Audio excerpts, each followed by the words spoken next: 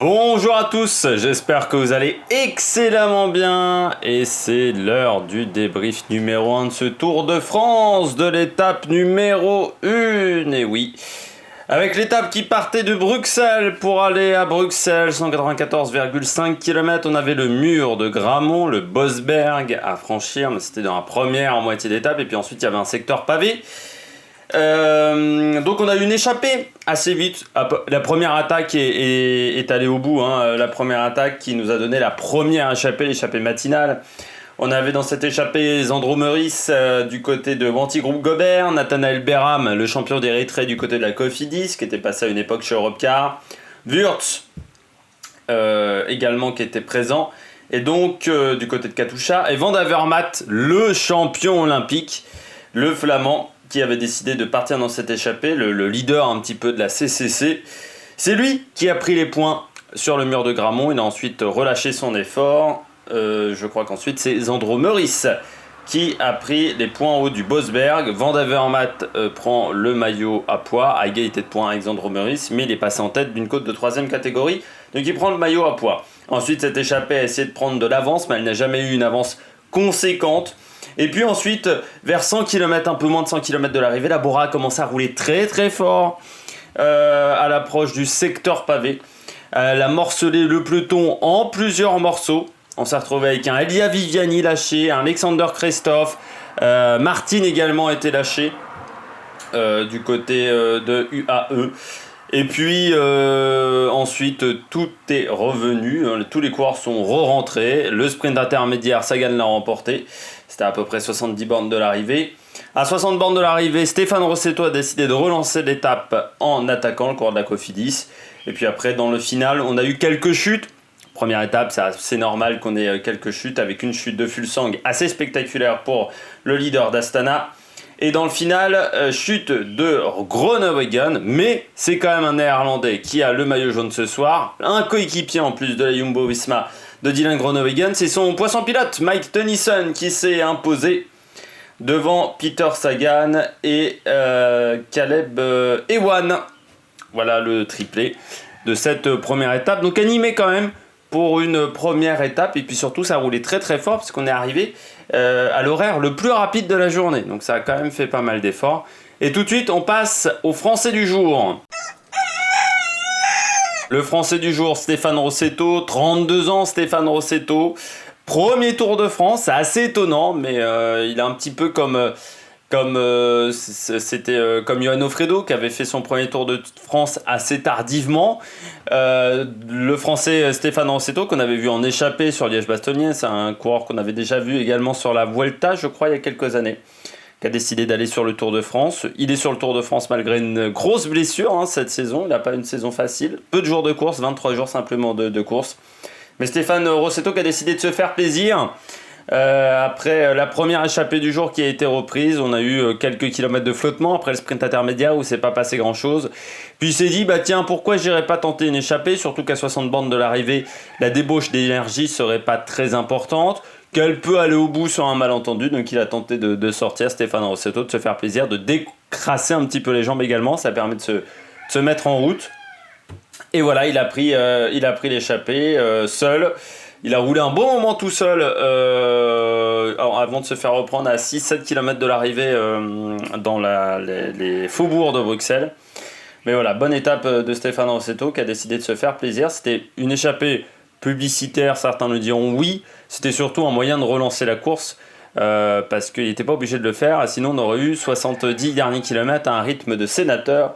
Et le fait qu'il ait relancé la course, ça a permis également de dynamiser cette fin d'épreuve et de permettre d'avoir un sprint de qualité également, parce qu'on avait un peloton qui était assez tiré à l'entame du sprint intermédiaire, et ce qui a peut-être permis d'éviter une autre grosse chute, à part celle où a été impliqué Dylan Groenewegen.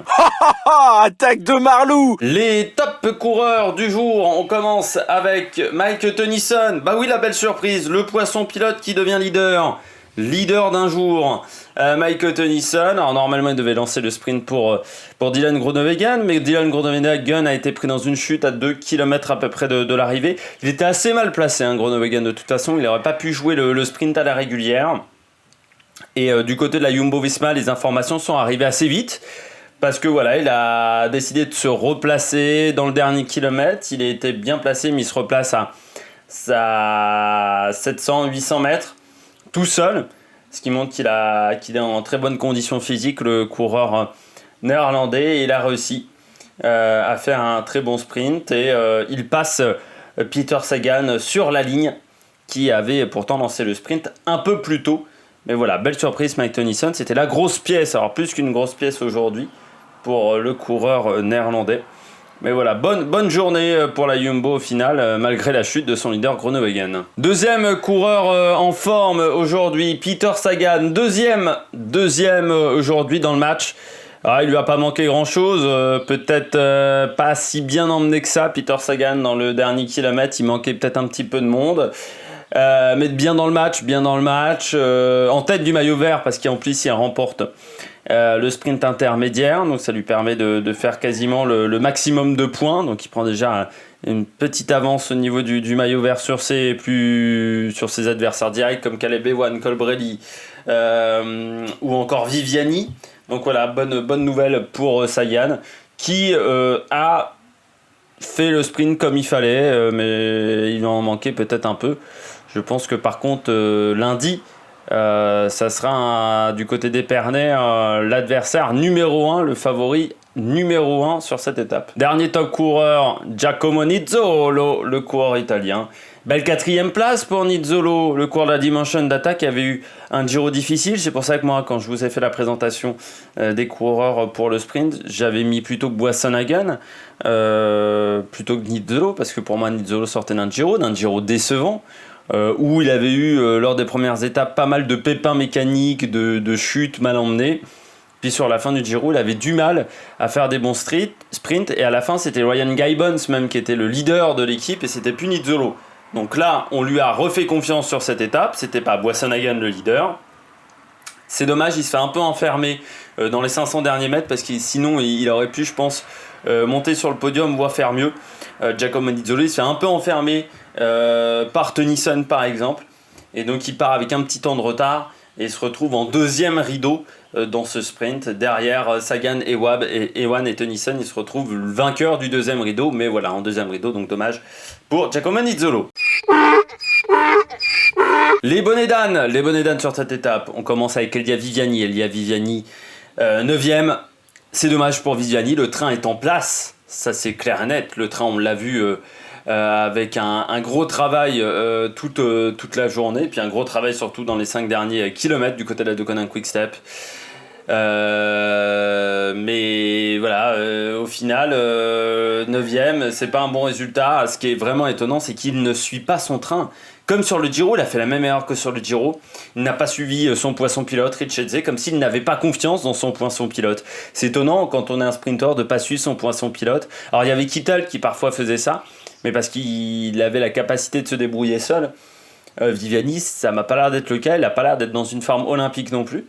Et puis il se retrouve surtout très très loin. Il se retrouve lâché en pleine nature à un moment où il est obligé de faire l'effort tout seul aux 800 mètres. Ça veut dire qu'il se crame à ce moment-là. Il fait son sprint avant le sprint, ce qui est étonnant et ce qui est surtout mauvais pour Viviani. Alors que s'il avait suivi Richetze, il aurait été emmené parfaitement, parce que Richetze, il fait un très bon travail du 400 au 200 mètres, et il aurait lâché Viviani en deuxième position au 200 mètres. Alors peut-être qu'il n'aurait pas gagné la course, mais je pense qu'il aurait pu finir au moins dans le top 4 de cette étape. Là, il finit 9ème, il prend des points de retard au niveau du maillot vert, mais est-ce que c'est son objectif, le maillot vert? Ça, c'est la grande question. Il prend surtout il prend surtout pas de la confiance avant des étapes qui vont peut-être être pas faciles pour lui. L'étape de Épernay, c'est pas sûr qu'il soit là pour jouer la gagne. Greipel, mauvaise étape également pour Greipel, pas dans le coup depuis le début de saison.